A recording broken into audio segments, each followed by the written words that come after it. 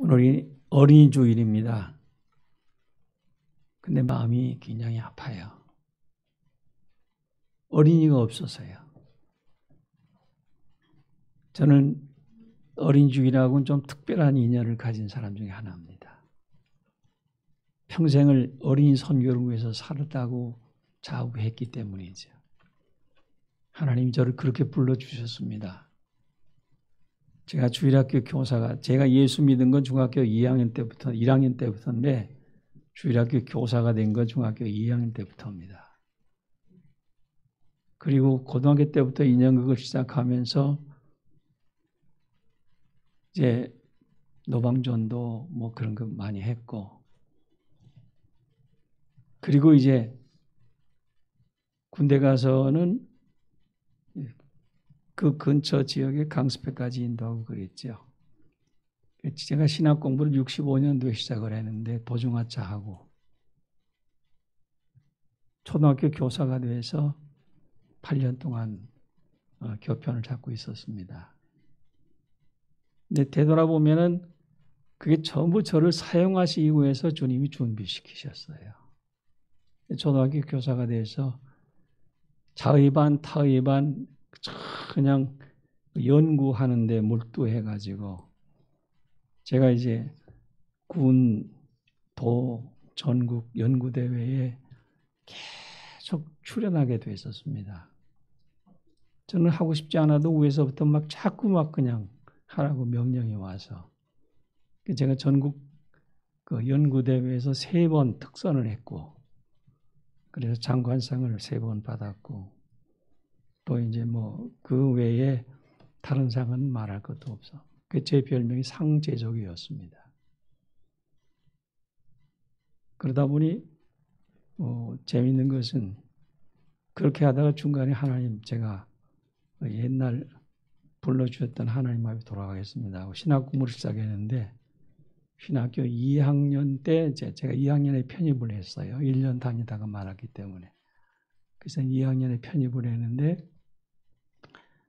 우리 김웅조 박사님 그때 이제 저를 보시고 굉장히 사랑해 주셨고 또 그 다음에 이제 부총장으로 계시던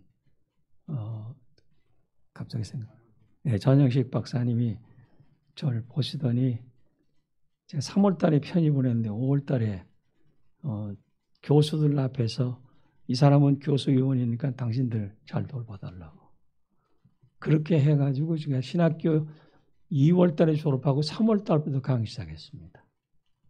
그러니까 어제까지 형 동생하고 지내던 사람들이 오늘은 제 강의를 들어야만 했었어요. 하나님께서 저를 그렇게 불러 써주셨습니다. 어린이 교육을 위해서. 그리고 이제 각 그 여러 대학에 이제 또 강의 다녔고 또 어린이를 위해서 집회를 참 많이 다녔는데 제 기억엔 부산에 가면 서북교회라고 있어요. 이 교회가 주일학교가 32,000명이나 됐어요. 수영로교라고 있습니다. 정필도 목사님 이제 돌아가셨지만 그분 교회가 12,000명의 주일학교가 있었습니다. 그런가 하면 이제 여의도 순복음교회를 비롯해서 서울 이쪽에도 참 엄청나게 많은 사람들이 모였댔죠. 그래서 이제 그 교회들 돌아다니며 집회인도 했고 교사 강습회인도 했고 기억에 남는 것은 봉천 순복음교회에서 집회를 해달 갔더니 얼마나 많이 모였는지 창밖에까지 다 애들이 매달렸어요. 그래서 교사회의를 하는데 고민이 생겼어요. 애들을 오게 하는 게 문제가 아니라 어떻게 하면은 못 오게 하느냐. 그걸 교사회의에서 했어요. 왜냐하면 교회 안에 수용할 능력이 없으니까.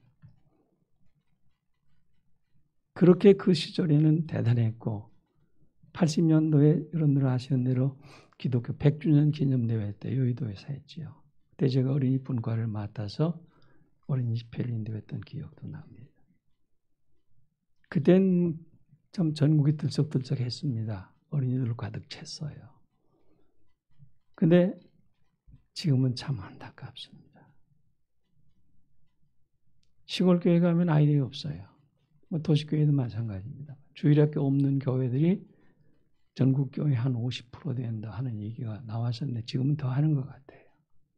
더구나 코로나 사태가 일어나면서 주일학교가 거의 문 닫고 있는 그런 안타까운 현실이 우리 앞에 펼쳐지고 있습니다. 저는 이 문제를 놓고 굉장히 고민하면서 기도하고 그러고 있습니다.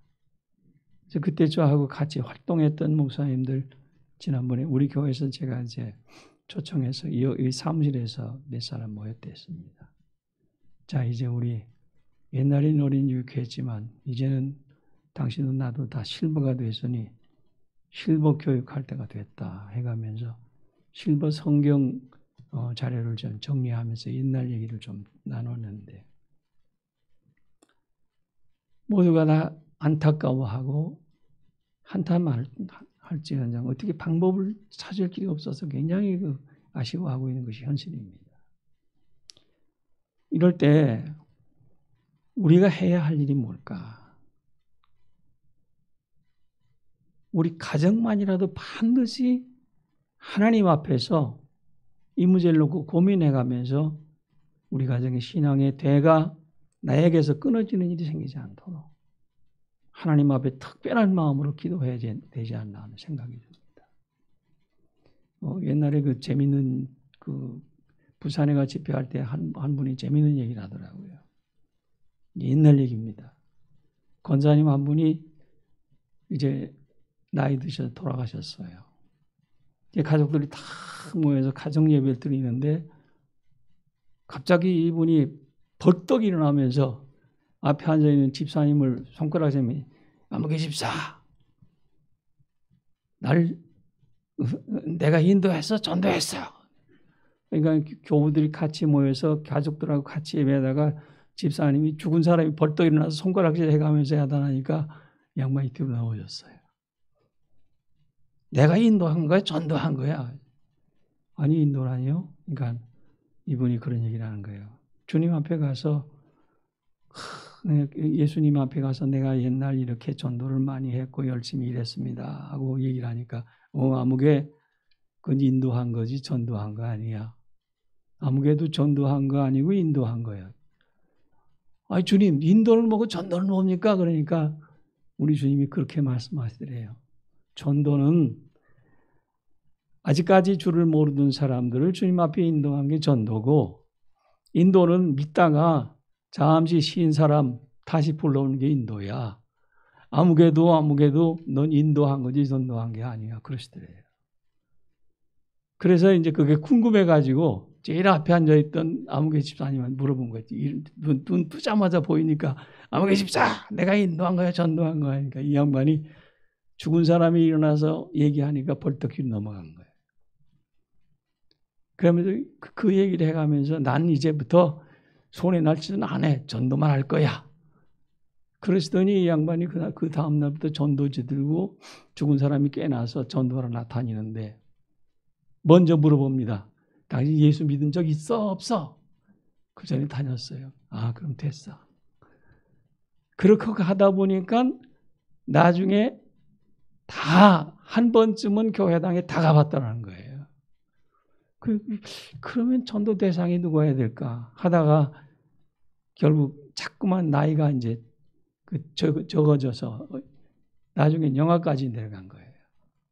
이 양반이 산부인과 병원 앞에 기도를 해요. 그래서 어린애 낳는다는 소식 들으면 그 앞에서 주여 저건 내 겁니다. 주여 하다가 아 소리가 나면 쫓아가서 위에서 축복기도 해주고 꼭 예수 믿게 해달라고 자기 그 어머니한테 부탁을 하고 복음 전하고 그랬다고 그래요. 그렇게 열정적으로 복음을 전하던 사람이 굉장히 많았는데 지금 우리는 우리의 자녀들에게도 복음을 제대로 전하지 못해서 신앙의 대가 내 대에서 끊어지는 것이 현실적으로 눈앞에 다가온다는 사실 앞에서 굉장히 안타깝습니다. 우리 인생에 있어서 말귀를 알아듣고 한두 마디 말을 시작하면서 자기를 표현할 줄 아는 나이는 몇 살일까요? 3살이라고 그럽니다. 우리 아기 몇 살? 3살 요때. 엄마가 물으면 손가락을 세게 펴 보이면서 3살 하고 얘기할 때. 그때부터 이 아이는 언어적인 습관, 그 다음에 생활적인 습관, 모든 버릇들이 이때부터 이제 다져지기 시작한다고 그러죠. 그래서 우리 속담에 뭐가 있죠? 3살 버릇, 80까지 간다 하는 얘기가 있습니다. 신앙 지도도 이때 이전에 시작해야 된다는 얘기예요. 3살 버릇 80까지 간다는 속담. 그것이 우리 가정에도 실감이 나게 해야 된다는 얘기입니다.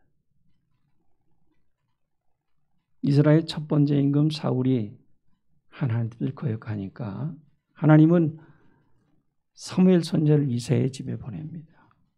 그래서 그 아들 중에 하나에게 기름을 부어서 이 다음 이스라엘의 왕을 세울 준비를 하게 하시죠. 이새가 즉시 사람들을 보내가지고서 아들들을 다 이제 양치던 아들들을 불러 모았는데 막내는 안 불렀어요. 거들떠보지도 않았죠. 사무엘이 기름을 부으려고 첫째 아들 지나가게 하고 둘째 아들 지나가고 다들 준수해요. 야, 잘생겼다. 왕이 될 제목이로다.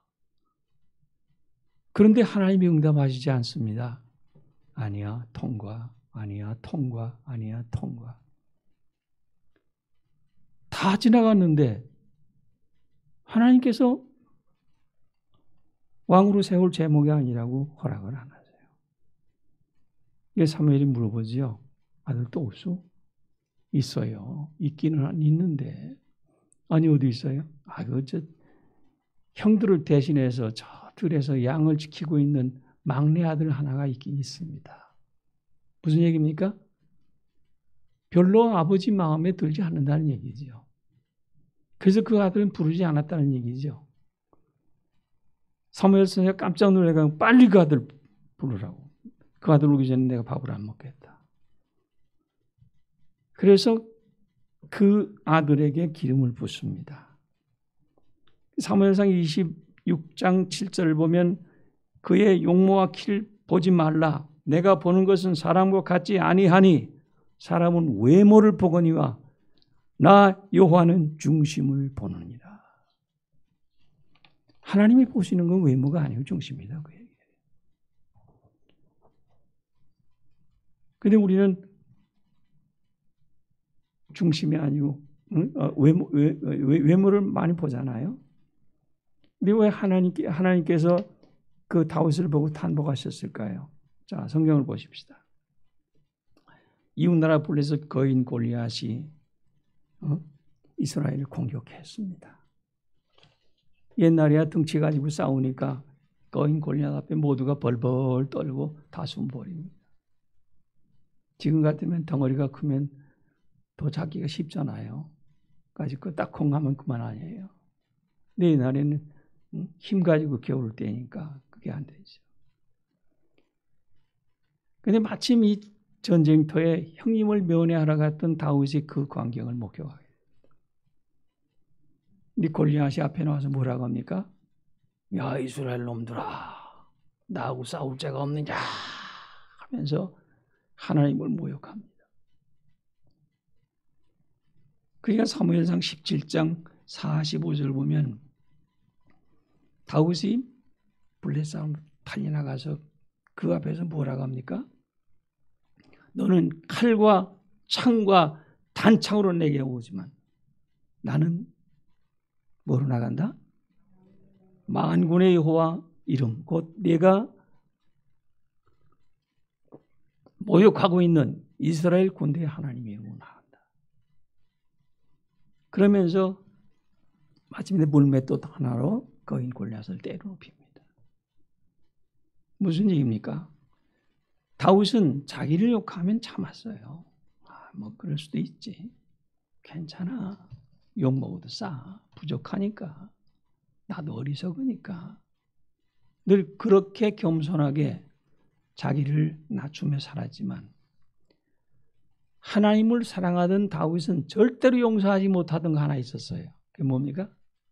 하나님을 욕하는 겁니다. 뭐야? 하나님을 욕해? 네가 하나님을 욕해? 그건 못 참아. 그건 못 참아. 그래서 마침내 물맷돌 하나로 거인 골리앗을 거꾸로 들이고 이스라엘을 구원해. 다윗이 하루아침에 영웅이 됩니다. 남날이 하나님을 참 사랑했어요. 그래서 하나님이 그 다윗의 성품을 보시고 사도행전 13장 22절에 뭐라고 말씀하세요? 이새의 아들 다윗을 보니 내 마음에 합당하구나. 내가 이 다윗을 통하여 내 뜻을 다 이루겠다. 그러시면서 다윗을 붙잡아서 마침내 이스라엘의 두 번째 왕 삼으시고, 그리고 다윗의 뿌리에서 마침내 예수님께서도 탄생하시게 되는 거죠. 그러니까 하나님의 사랑을 많이 받고 하나님 앞에 쓰임받는 사람이 누구일까? 재주 많은 사람? 아니에요. 능력 있는 사람? 아니에요. 하나님을 사랑하는 사람이에요. 그런데 그 하나님의 사랑을 양육하면서 알려주고 가르쳐야 될 사람이 누굽니까? 우리 부모님들이에요. 바쁘다 보니까 에이, 아직은 괜찮아. 나중에 믿게 하면 되지. 이런 생각을 가지고. 그저 이 아이도 공부해야 되니까 학교에서도 공부를 잘해야 이 다음에 좋은 대학 가니까 이런 생각을 가지고 자꾸 그냥 에이, 다음으로 미루다 보니까 결국은 그렇게 하지 못하고 오늘까지 왔다 이 말이에요. 3살 버릇 8까지 가는데 나는 그 3살 버릇 8까지 간다는 사실을 알면서도 그렇게 길러주지 못한 것이 사실은 나에게 큰 잘못이다. 그러므로 우리는 하나님 앞에 내 가정을 반듯하게 키우는 내 자녀를 하나님 앞에 반듯하게 키워내지 못한 지난 날들을 돌아보면서 하나님, 내가 생각이 잘못됐습니다. 내가 생각이 잘못됐습니다. 어려서부터 아직까지 세상 물정을 모르는 아주 어린 나이에 하나님을 먼저 알게 했더라고 한다면 얼마나 좋았을까요? 이런 생각을 가지고 자녀를 위해서 기도 많이 하시고, 여러분들 하나님 앞에 우리가 잘못한 지난 날들을 돌아보며 회개하는 시간을 좀 가져야 됩니다. 한국교회가 회복되려고 한다면 일이 먼저 일어나야 된다고 생각이 돼요. 우리 부모님들이 너무 공부하는 데만 그냥 공부. 물론 공부해야 되죠. 좋은 성적 거둬야 되니까요. 근데 그것만이 전부가 아니더라 이 말이에요. 잠언 22장 6절 보면 마땅히 행할 길을 나에게 가르치라. 그리하면 늙어도 그것을 떠나지 아니하리라. 여기서 가르치라는 단어를 원문을 통해서 보니까 좀 트레인업, 짊어지고 가라라는 뜻이 있습니다. 우리의 죄를 대속하기 위해서 십자가를 지신 우리 주님처럼 부모된 내가 내 자식을 책임지고 그 자식이 잘 자라서 장래에 훌륭한 일꾼 되기 위해 내가 짊어져야 될 짐이 무엇인가를 생각하면서 짊어지고 가라 그 얘기입니다. 그러면서 제일 먼저 해야 될 일이 뭐냐면 비전을 세워주는, 꿈을 심어주는 일이에요. 자식의 꿈을 꼭 심어줘야 됩니다. 요즘 사람들은 부모님들이 참 그래도 배운 사람들이고 생각을 많이 할 줄 알고 또 이제 경험도 많고 그래서 그래도 교육을 좀 잘하는데, 그럼에도 불구하고 너무 세상적인 욕망에만 치우쳐갖고 하나님을 향한 꿈을 심어주지 못하고 있어요. 우리 하나님께서 제일 먼저 하신 일이 뭔지 아십니까? 꿈을 심어주는 일이에요. 창세기 1장 28절 이하에 가면 생육하고 번성하여 땅에 충만하라. 땅을 정복하라, 땅을 다스리라. 제일 먼저 비전을 세워주십니다. 아브라함을 부르신 후에도 제일 먼저 하신 말씀이 뭡니까? 창세기 12장 2절 이하에 가보면 내가 너로 큰 민족을 이루고 네게 복을 주어 내 이름을 창대케 하리니 너는 복의 근원이 될지라. 너를 축복하는 자에게 내가 복을 내리고. 하나님이 제일 먼저 하시는 복을 비는 일이에요. 야곱을 부르신 후에도 창세기 28장에 가보면 야곱에게 복을 주세요. 창세기 37장에 가면 요셉을 부른 후에도 하나님은 복을 주세요. 비전을 주세요. 개인뿐만 아니라 또 모세의 영도 아래 430년 동안 종살이하다 애굽을 떠나 시내산에 이뤘을 때에도 이스라엘 백성들을 향해서도 비전을 주세요. 출애굽기 19장에 가면은 세계가 다 내게 속하였나니 너희가 내 말을 잘 듣고 내 언약을 지키면 너희는 열국 중에서 내 소유가 되겠고 너희가 내게 대하여 제사장 나라가 되고 거룩한 백성이 되리. 백성을 향해서도 복을 빌어주세요. 너희는 세상 모든 나라 중에 내 백성이다.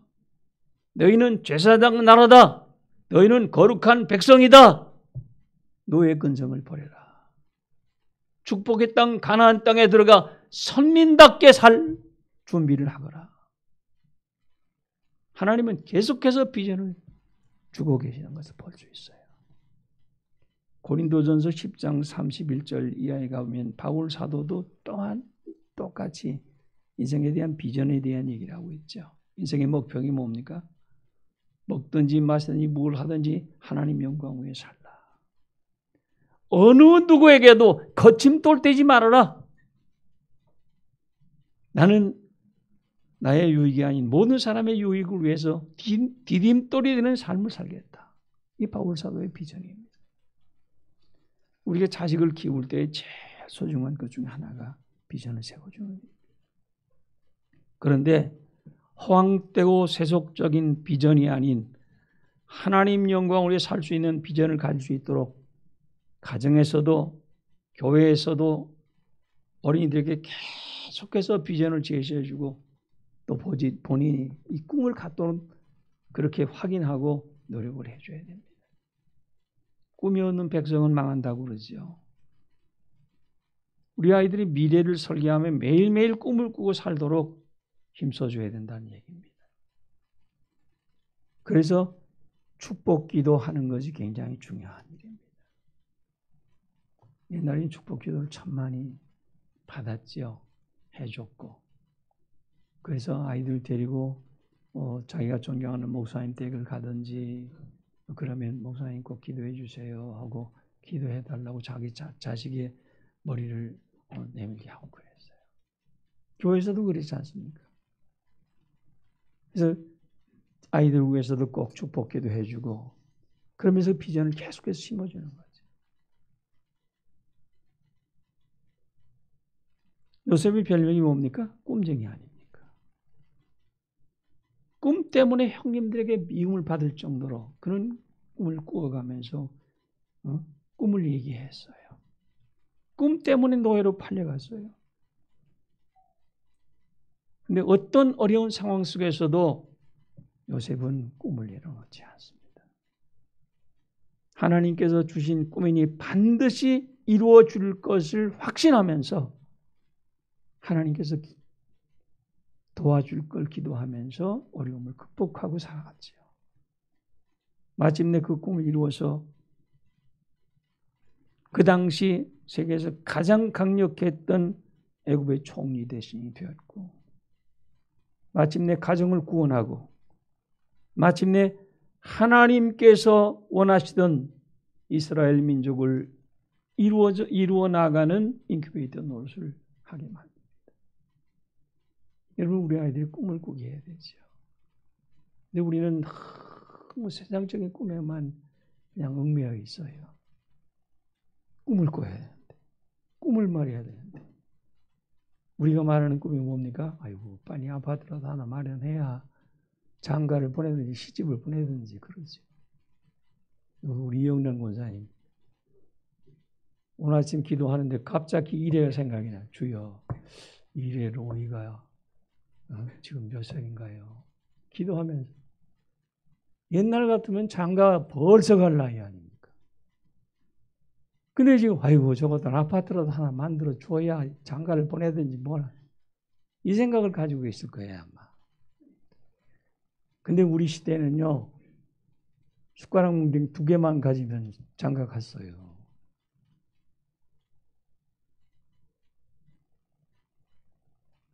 냄비 2짝에다가 숟가락 뭉텅이 집에서 쌀 한 말 주면 그거 가지고 새빵살이 해가면서 시작을 했어요. 그리고 가정을 일구었고 그랬는데 요즘은 다 집장만 해줘야 되고 직장 마련해줘야 되고 뭐 만들어줘야 돼. 평생 뒷바라지 가면서 부모는 부모대로 고생하고 아이는 아이들이 고생하고 그러고 있어요. 우리 아이들도 마찬가지예요. 제가 시골에 살아보니까요. 시골 참 좋아요. 꼭 도시만 살라고 애를 쓸 필요가 없어요. 근데 서울로 다 올라오면 빈집이 굉장히 많아. 조금만 눈을 돌리면 얼마든지 꿈을 이루어갈 수 있는 그런 길들도 있는데 오늘 아침에도 제가 그 스테비아라고 여러분 아시죠? 설탕보다 300배나 달다. 그 식물. 그걸 제가 재배해 보려고 묘목을 씨를 심었는데 이미 이거 안 나. 이상하다. 그래갖고 인터넷을 뒤져가면서 동영상을 찾아보니까 스테비아 재배법에서 발화율 3%. 그러니까 체질적으로 안 난 게 정답이에요. 그래서 이거 재배하는 사람이 누가 있나 해서 스테비아 코리아 해가지고 딱 나오더라고요. 그 사람 쫙 저 찾아서 쭉 보니까 묘목 판매하고 그러는데 이 사람이 기농한 지 6년 차 됐어요. 보령에 사는데. 그런데 쭉 살펴보니까 6년 만에 연소득 1억 이상. 하우스 조그마한 거 몇 동밖에 없어요. 근데 젊은 사람이 다른 데 욕심 부리지 않고 그냥 난 이거 하겠다 해가지고 달라붙었는데. 그러면 자기 할 거 다 하더라고요. 야, 이거 괜찮네. 어? 이 사람은 일찌감치 꿈을 이뤘네. 그런 생각을 했어요. 근데 시골에 가면 노인들이요, 이제 일을 못 하니까 내놓은 땅들이 굉장히 많아요. 농협에다가 이제 내놓고, 갖다 내놓고 그래서 거기서 관리해 줍니다. 빈집도 많아요. 가가지고 나 기농하겠습니다 하면은요, 구분해서 전부 수리비 지원해갖고 집 싹 고쳐갖고 줘요. 그리고 무상으로 1억, 2억 담보 대출해. 담보가 없어도 대출해줘요. 젊은 사람들, 나이 먹은 사람들은 안 되고. 왜? 갚을 능력이 없다고. 얼마든지 꿈을 이룰 수 있는 기회들이 있더라고요, 보니까. 젊은 사람들. 근데 왜 크게 복잡거리는 도시에 앉아갖고, 아이고, 나는 부모님을 잘못 만나서, 나는 머리가 나빠서, 좌절감 속에서 그러게 만드냐, 이 말이에요. 얼마든지 꿈꾸게 하면서 자기의 소신껏 일할 수 있는 일들이 찾아보면 많이 있는데, 언제까지 품 안에 안아놓고 그렇게 살게 만들 거냐, 이 말이에요. 다른 거 만들고, 하나님께 대한 꿈을 좀 키워줘 보세요. 하나님 널 사랑한다. 하나님이 네 걸음 인도하고 계시지. 하나님이 너와 함께 하시면 넌 분명히 세상에 태어난 목적이 있으니까 하나님이 너를 사용하실 거야. 해가면서 그렇게 하나님 앞에 무릎 꿇고 기도하게 하고 꿈꾸게 만든다 한다면 얼마든지 자식의 앞길을 이끌어나갈 수 있다는 생각을 해봅니다. 그래서 우리에게 필요한 게 뭡니까? 성경적 가치관, 성경적 가치관. 이번에 대통령 선거에 당선된 윤 당선인 부부가 처음에 참 구설수에 많이 휘둘렸습니다. 무속신앙에 의존하는 사람들이라고 엄청난 비난을 받았고 손가락질 당했죠. 근데 지난번에 윤 당선인이 당선되고 나서 KBS인가 어디 영상 소개를 하는데요. 제가 깜짝 놀랐습니다. 중학생 때까지의 꿈이 뭐였는지 아십니까? 목사래요. 나는 중학생 때까지는 목사가 되고 싶었다고요. 그 얘기는 뭡니까? 예수 믿었었다는 얘기잖아요. 주일학교에 다녔고 학생부에 다녔고 그 얘기예요. 그런데 무속신앙에 빠져서 그렇게 사람들에게 곤혹을 당했습니다. 자, 이 말은 다른 말로 하면 교회에서 아이를 잘 가르치지 못했든지 그를 신앙적으로 바로 인도하지 못했다는 얘기예요. 그 부인 김건희 씨 소개하는 거 들어보니까요. 그 가정들이 기독교 4대 가정이에요. 목사들도 여러 명 있고요. 가족, 사촌간 이렇게 장로님, 권사님, 집사님 굉장히 많더라고요. 근데 그가 무속신앙에 빠져서 그렇게 많은 사람들에게 질타를 당했어요. 안타깝게도 교회가 그들의 신앙지도를 잘못했고요. 신앙교육이 허술했다는 얘기입니다. 다시 말해서 영적인 가치관을 바로 심어주지 못한 결과가 결국은 그들에게 그런 무속신앙에 빠지게도 만들었다고 해요. 신명기 6장 4절로 9절 말씀 보면 신앙교육을 위한 교육대헌장이라는 말씀으로 우리에게 이제 주시는 것이 쉐마 교육이라고 그러죠. 여기서 꼭 3가지를 얘기하고 있어요. 한 분이신 하나님을 강조합니다. 오직 하나님은 한 분이시다. 그 다음에 2번째는 그 하나님 앞에 해야 될 도리가 무엇이냐. 그건 6장 5절에서 가르쳐주고요. 그리고 3번째는 반드시 후손들에게 한 분 하나님을 가르쳐야 된다 하는 것을 강조하고 있어요. 우리가 믿는 하나님은 한 분이세요. 우주 만물을 지으신 조물주 하나님. 결코 석가모니나 그 다음에 바알이나 주피터나 아프로데타나 이런 마호멧이나 공자나 단군이나 이 사람들하고 비교하거나 견줄 수 있는 그런 분이 아닙니다. 이 사실을 철저하게 가르쳐 왔다고 한다면 아이들이 결코 한눈 팔 이유가 없지요. 그러면 그 성품이 바르고 반듯하게 나갈 수 있어요. 그렇지 않습니까? 여러분 새롭게 하소서라고 하는 유튜브 프로그램을 제가 자주 보고 있는데 그거 한번 보십시오. 많은 사람의 신앙 얘기가 나오는데 그분들이 어떻게 신앙 지도를 자녀들에게 하고 있는지도 나오고 있어요. 우리가 하나님 앞에 어린이 주일을 맞이해서 꼭 반성해야 될 일, 회개해야 될 일, 하나님 내 자녀를 하나님 앞에 바로 키우지 못한 일, 그건 내 죄입니다. 하나님, 내가 이만큼 살게 된 거 감사하고 오늘까지 이렇게 내가 원하는 꿈들을 이루어가면서 이렇게 살게 된 거 참 감사한데 한 가지는 정말 잘못했습니다. 하나님, 자녀를 주님 앞에 바로 인도하지 못했습니다. 이제는 내가 주님의 나라에 가기 전에는 반드시 내가 눈을 감기 전에는 반드시 내 아이들 주님 앞에 인도하기 위해서 힘쓰겠습니다. 이 기도를 여러분들 하셔야 돼요.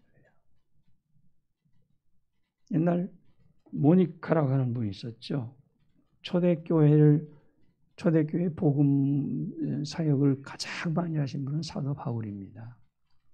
이 교회가 세워지면서 교회가 막 이단들이 들어와서 판을 치고 막 흔들어대고 그럴 때 교회의 가치관을 분명히 세우고 이단을 배격하고 그러면서 바로 세운 사람이 누구냐면 어거스틴이라는 하는 분이에요.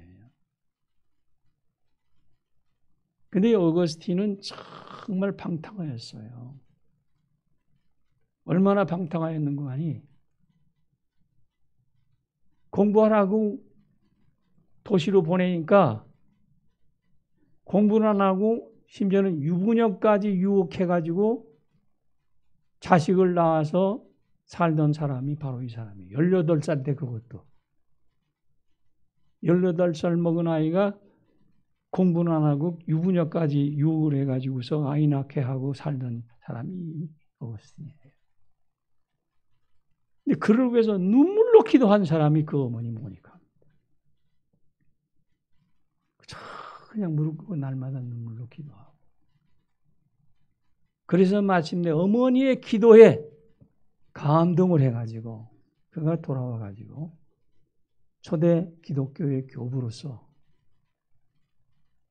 이단 사설 또 다른 여러 가지 일에 흔들리던 교회를 든든하게 세운 영적인 지도자가 됐다 이 말이에요. 어머니의 기도 여러분들 정말 필요합니다. 아버지의 기도도 마찬가지죠. 저 강남에 가면은 광림교회 있죠. 그 다음에 그 광림교회 말고 유리로 되어 있는 교회가 임마누엘 교회.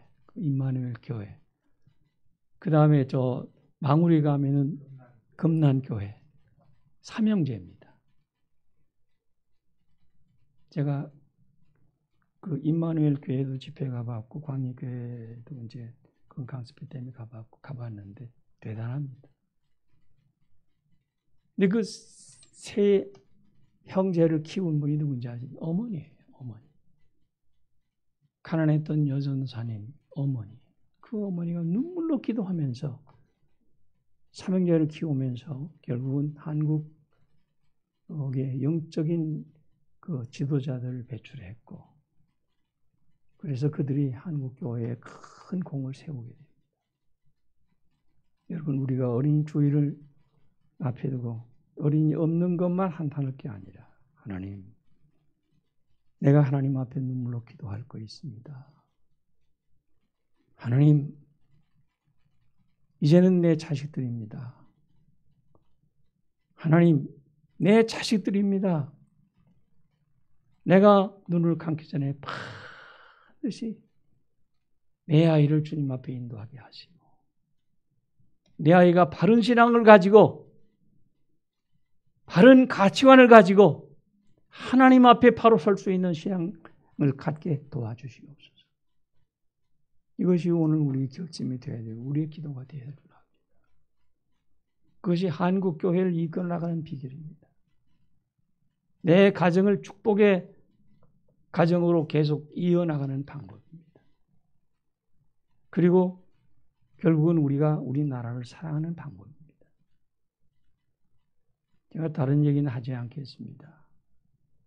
지금 성소수자 특혜를 주겠다고 또 그 법을 또 지금 또 통과시키겠다고 한쪽에서 주물럭주물럭 하고 있어요. 이 굉장히 심각한 문제입니다. 다른 말로 하면 동성애를 합법화하겠다는 얘기예요. 그것 때문에 소돔 고모라 성이 망했습니다. 그것 때문에 노아 때의 홍수가 세상을 심판했습니다. 그것 때문에 마지막 때에 세상이 결국은 망해가고 있습니다. 어디 그뿐입니까? 이제는 소수자 인권을 보호하겠다고 큰 소리 치고 있어요. 소수자 인권 지난번에도 말씀드렸습니다만 보호돼야 되죠. 개인의 인권이 무시되면 되겠어요. 근데 그 사람들이 지금 개인의 인권을 말살하기 위한 잘못된 법을 통과시켜놨어요. 그리고 개인 인권을 보호한다요. 인권이 보호가 됩니까? 인권을 보호하는 법을 막아놓은 그들이 인권을 보호한대요.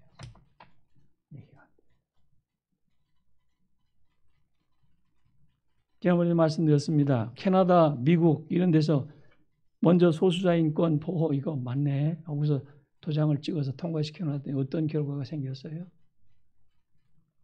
이제는 목사들이 강단에서 다 쫓겨나고 있어요. 예수 믿고 구원받으세요. 안 믿으면 지옥 갑니다. 이 소리 하면 한쪽에서 저 듣기 싫은 또 하네. 설교 듣던 성도들이 자기 목사를 고발해요. 우리 목사 나 가기 싫은 지옥 얘기했다고. 나 그 소리 듣기 싫은데 지옥 얘기했다고. 그래서 목사가 그 교회에서 쫓겨나요.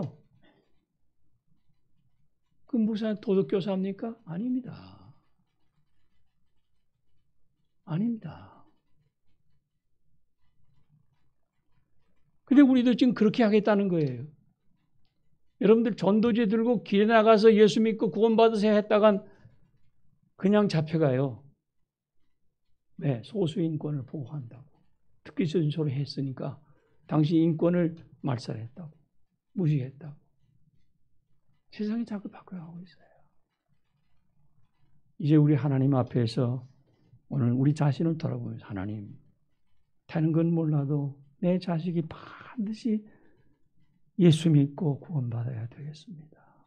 하나님, 내가 그동안 여기 그렇게 관심을 쏟지 못했고 기도하지 못했고 내 자식의 영혼을 어루만져 주님 앞에 인도하지 못한 거 잘못입니다. 이거 놓고 기도하셔야 돼요. 그래서 반드시 여러분들 가정이 구원받으시기를, 또 여러분들의 신앙이 잘못된 것이 아니잖아요. 이거 반드시 여러분들 자손대까지 천대까지 계속해서 이어져 나가기를 주의 이름으로 축원합니다. 기도하시겠습니다. 우리 하나님 앞에, 하나님, 아무리 생각을 해도 저희들이 잘못했습니다. 아무리 생각을 해도 하나님, 내가 가지고 있는 지식과 능력으로는 내 자식을 주님 앞에 인도할 수가 없습니다. 하나님 도와주시옵소서. 성령께서 함께 해주시어서 그동안 전도하지 못했고 가르치지 못했고 바로 양육하지 못했던 저희들의 잘못을 용서해 주시옵시고 우리 아이들의 마음을 감동시켜 주시어서 주님 앞에 바르게 인도해 주시옵시고 반드시 신앙이 이어져 나갈 수 있도록 축복해 주시옵소서. 내가 믿는 하나님이 헛된 분이 아니고 내가 가야 할 천국이 잘못된 것이 아니라 한다면 내 자식도 데리고 가야 될 것 아니겠습니까? 주님, 저희들을 도와주시옵소서. 주님, 내 가정은 반드시 구원받을 수 있도록 축복해 주시옵소서. 예수님의 이름으로 기도하옵나이다. 아멘.